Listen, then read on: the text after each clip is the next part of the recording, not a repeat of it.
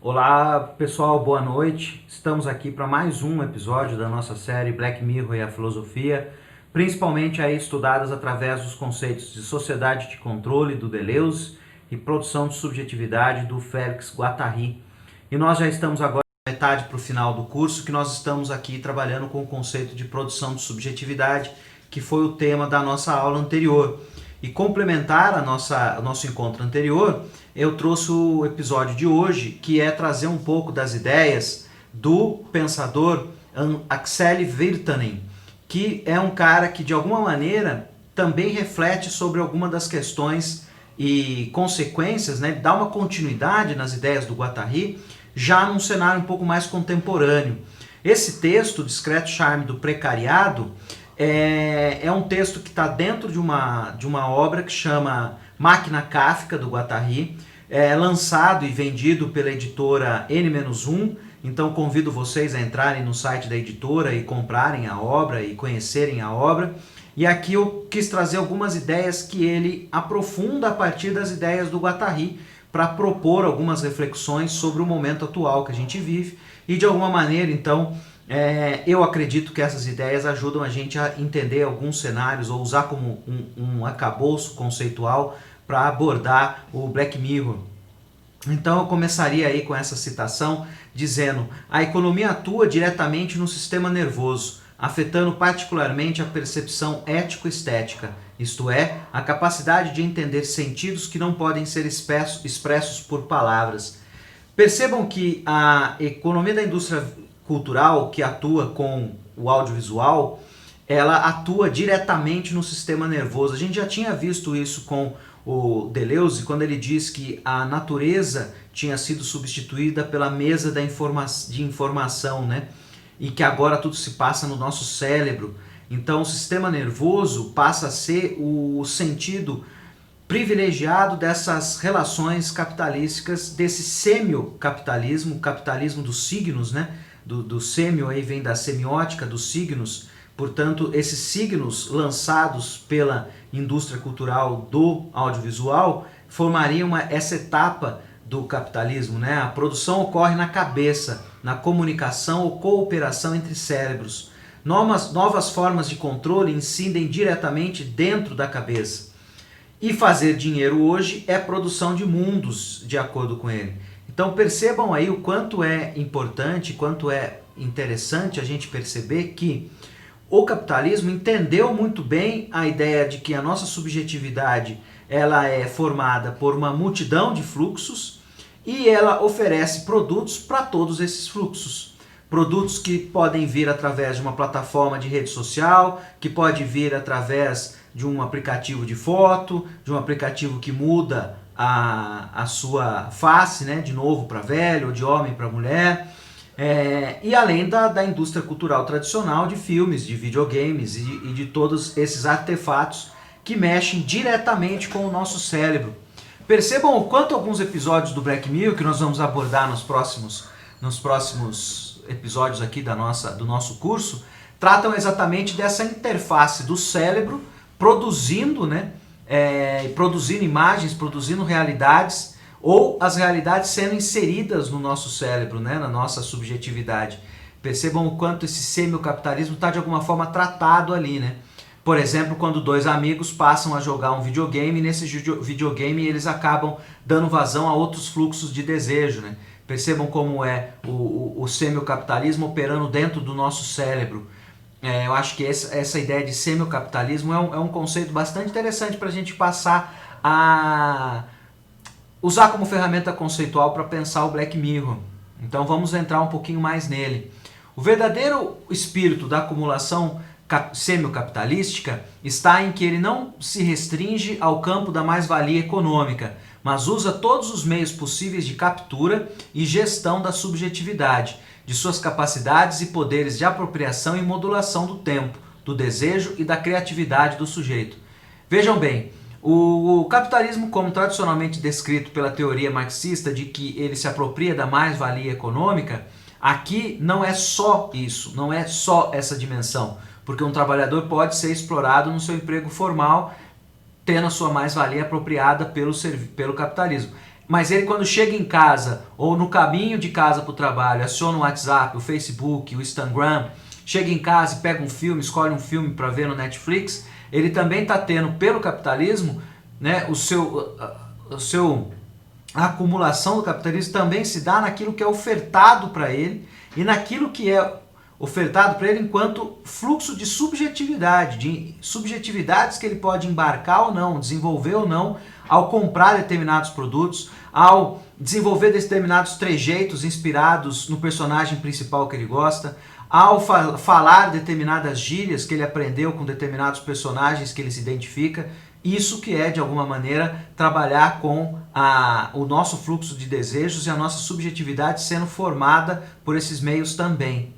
Ela não só opera na dimensão de nossas ações reais em tempo e espaços específicos, tarefas de trabalho, lugares e horários de trabalho reais, mas também enterra seus dentes diretamente no molecular, no aleatório, no incerto e no indeterminado que ainda se encontra em processo de devir.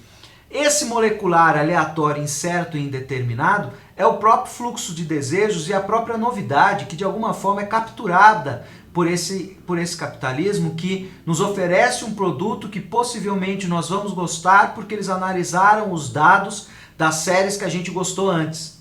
Então percebam que eles estão, de certa maneira, extraindo dinheiro de um certo indeterminado feito a partir da própria entrega de dados que nós fazemos ao acessar a plataforma. Segue o Virtanen mais uma passagem. Ao estender as estruturas e riscos de produção às estruturas da subjetividade, incluindo o sentido, o desejo e as relações, o semiocapitalismo levou a crise ecológica até o nosso ambiente mental e social. Além de exaurir, a capacidade de renovação anual do planeta Terra na exploração e extração de riquezas materiais, ele também acabou levando a crises ecológicas do nosso ambiente mental e social, modificando, portanto, a nossa própria ecologia mental e social, que é aquilo que é explorado pelo Félix Guattari nas 3 ecologias, que é a obra que eu convidei vocês a lerem no nosso encontro passado. Então a ideia de que a nossa própria relação conosco mesmo, com a gente mesmo, a nossa própria subjetividade foi afetada, assim como a nossa relação com as outras pessoas no campo social, seja mais estrito, do conjugal, do familiar, até os mais amplos, da comunidade, dos grupos políticos, do país. A questão da ecologia das espécies incorporais, de pensamentos, desejos, sentimentos, estados mentais e modos de cooperação é um problema tão urgente quanto aquele da ecologia do mundo natural. E essa ecologia mental e social, portanto, também são tão importantes quanto a ecologia do meio ambiente, que é o modo mais tradicional que a gente tem de compreender a ecologia. Então acho importante a gente retomar aqui essa perspectiva do Guattari, de que não adianta só preservar o meio ambiente e a biodiversidade, mas é interessante também preservar processos de singularização próprios, específicos de cada um de nós, por isso a singularidade, e não produção de subjetividade, produtos da subjetividade oferecidos por essa indústria do entretenimento, por esse semiocapitalismo, esse capitalismo dos signos. Os signos que são esses trejeitos, esses modos de se vestir, falar, de comer, de cantar, que o capitalismo nos oferece principalmente através das séries, dos aplicativos, de redes sociais, das plataformas virtuais, que é uma superposição à indústria cultural tradicional do cinema, da TV e do rádio. Colocar a questão da ecologia virtual não significa retrair-se para dentro de si, tampouco reiniciar ao compromisso político. Ao contrário, significa repensar práticas políticas, meios de cooperação e ação colaborativa numa situação histórica em que as velhas práticas sociais de solidariedade e de ação coletiva deixaram de operar. Então perceba que ele está também nos pedindo para renovar as nossas práticas.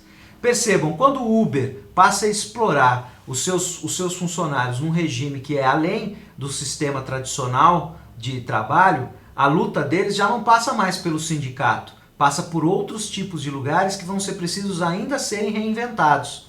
Então, esse semicapitalismo exige de nós a reinvenção dos espaços de luta também. Essa é uma perspectiva bastante interessante do Virtanen, que eu gostaria de compartilhar com vocês. O Virtanen fala então de uma infosfera. Acho bem interessante essa ideia, né? Além da atmosfera, nós temos essa infosfera. E pensando em Black Mirror, né, o quanto essa infosfera é a todo momento evocada e é nela que acontecem as coisas e nossa interação com ela surgem grandes problemas que são abordados nos episódios.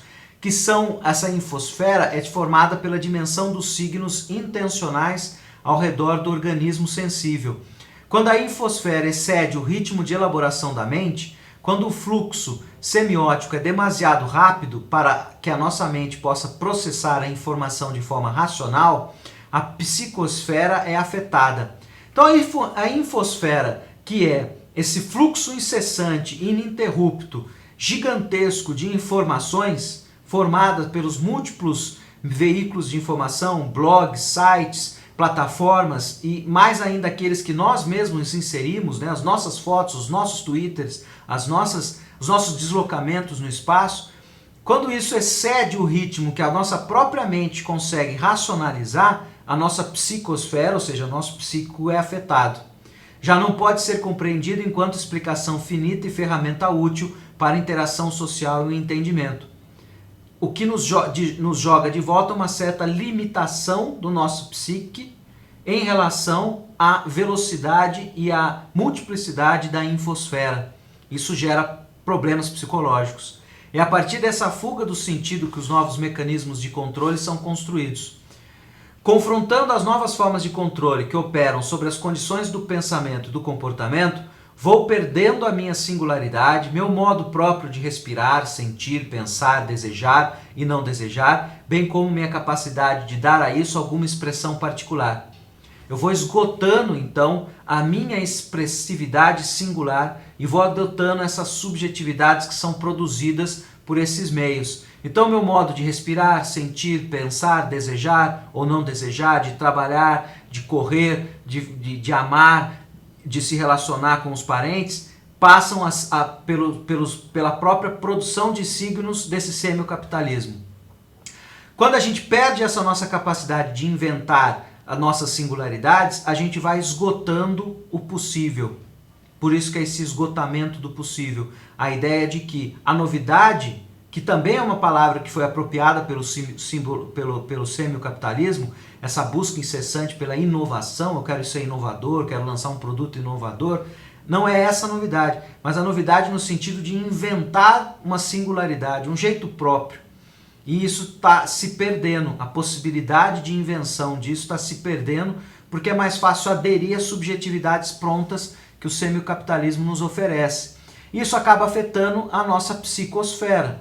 E o Virtanen coloca várias características da nossa psicosfera que estão sendo desenvolvidas, né, afetadas, e alguns comportamentos que estão sendo desenvolvidos. Por exemplo, distância, cinismo, agitação contínua, tédio e esgotamento são talvez os estados que melhor descrevem nossas experiências de trabalho hoje em dia. Percebam como no playtest ou no próprio Stricken Vipers, o quanto os caras eles estão tão entediados com a vida deles que eles precisam desse estímulo que vai vir dessa plataforma, né, que vai de alguma forma mexer com eles, porque a realidade já deixou eles num tédio muito grande. Né? O que significa essa agitação? Estou inquieto quando sei que deveria fazer algo, mas não sei o que ou como fazê-lo. Dentro de mim há uma vontade e um desejo que estão em constante agitação, mas não tem nenhuma direção ou propósito específico. Estou pronto para qualquer coisa, as portas do mundo estão abertas para mim, mas estou agitado porque ainda não encontrei nada em particular para dizer ou fazer. É tanta opção, é tanta coisa que eu posso assistir, séries, vídeos, né? Tanta coisa no YouTube, eu não vou conseguir dar conta de tudo, isso me deixa num estado de ansiedade e agitação, por onde começar, o que eu vou começar, o que eu vou ver primeiro, que acaba, na verdade, te paralisando, né? É uma agitação paralisante, é uma crise de ansiedade. O tédio é outra marca, né? Nada no mundo pode me interessar, já vi tudo, já fiz tudo. Que é o outro lado da moeda dessa super oferta de produtos, dessa hiper exposição do semiocapitalismo. Que é a sensação de que, pô, já vi isso, já vi tudo. Porque há uma hipercirculação, inclusive, dos clichês. Então você acaba perdendo a novidade, perdendo a singularidade, porque são tantos clichês, são tantas coisas que são já vistas, viram fórmulas e são repetidas ao infinito, que você também se sente entediado com uma sensação de que pô, você não está vendo nada novo. Né? É mais uma série do Netflix europeia de assassinatos que vão ser desvendados, que começam com uma grande tomada aérea da floresta. Percebam quantos episódios do Netflix europeus de desvendar assassinatos começam com uma tomada aérea de uma floresta, que vai do The Sinner ao Dark. Podem reparar nisso daí, porque eu tenho assistido ultimamente, tenho reparado que várias começam assim. O mundo não pode me oferecer nada novo. Olho para tudo sem nenhum interesse intelectual nem emocional. Então a agitação, por um lado, é a incapacidade de lidar com a multiplicidade, no sentido de que você fica num estado de ansiedade sem saber por onde começar. Enquanto que o tédio é uma recusa de fazer qualquer coisa, porque você já tem uma sensação de que você já viu tudo, ou que está tudo ali na mão para você ver a hora que você quiser. São estágios bastante interessantes da gente pensar como algumas pessoas reagem de cada um dos modos, né? O estado mental precário significa sentir ao mesmo tempo a abundância de possibilidades e a arbitrariedade e trivialidade das razões e finalidades de todas as coisas. Então esse precariado que ele fala não é só uma relação trabalhista, que eu não estou enfocando aqui, porque eu estou enfocando a questão da subjetividade. Então não é só a relação precária de trabalho, dos trabalhos intermitentes ou dos trabalhos do tipo Uber, mas também essa sensação que a gente tem na atualidade de uma hiperabundância de possibilidades e ao mesmo tempo quanto que elas são triviais nas suas razões e objetivos ao você escolher uma ou outra. Né? O quanto que você tem uma abundância de materiais, de oferta de coisas para assistir, para ver, para consumir, e o quanto é trivial ou arbitrário as consequências de você escolher o A, ou B, ou C. A neurose atual é uma sobrecarga de energia e informação e ao desaparecimento dos centros de sentido e identificação. Sou incapaz de processar o sentido das declarações e estímulos de uma forma significativa. Uma outra neurose que ele aponta aí então atual é essa incapacidade que a gente tem de processar o sentido de tudo aquilo que a gente vê num fluxo ininterrupto. O problema da comunicação da sociedade atual se dá porque a primeira geração videoeletrônica aprendeu mais palavras com as máquinas do que com a mãe. Diz aí ele então que nós fomos, as gerações videoeletrônicas, as primeiras gerações, nós fomos educados mais pela televisão do que pela própria comunidade direta que nós estávamos inseridos. E isso acabou nos dando um problema muito grave de comunicação. Imagine com a geração que vai vir, que além de ser da geração do vídeo, também a geração do Twitter, né? O quanto que essa linguagem está sendo simplificada e tendo uma incapacidade de conversar e gera problemas de comunicação na sociedade. Então, tanto a agitação, o tédio, quanto esse estado mental precário, quanto a neurose e o problema de comunicação são apontados pelo Vitamin como problemas graves da nossa sociedade, do semicapitalismo, a sociedade de controle que produz subjetividades e que a gente consome enquanto mercadorias. Então, eu acho que esses elementos podem nos servir também para pensar um pouco alguns episódios do Black Mirror que eu separei para os nossos 2 próximos vídeos, né? Vou separar os episódios que eu considero estarem dentro todo esse aparato que o Guattari e o Vitamin nos trazem de conceitos para falar da subjetividade, para os próximos 2 vídeos falando dos episódios propriamente ditos. Então eu convido todos vocês a verem também os 2 próximos vídeos. Beleza, pessoal? Aquele abraço!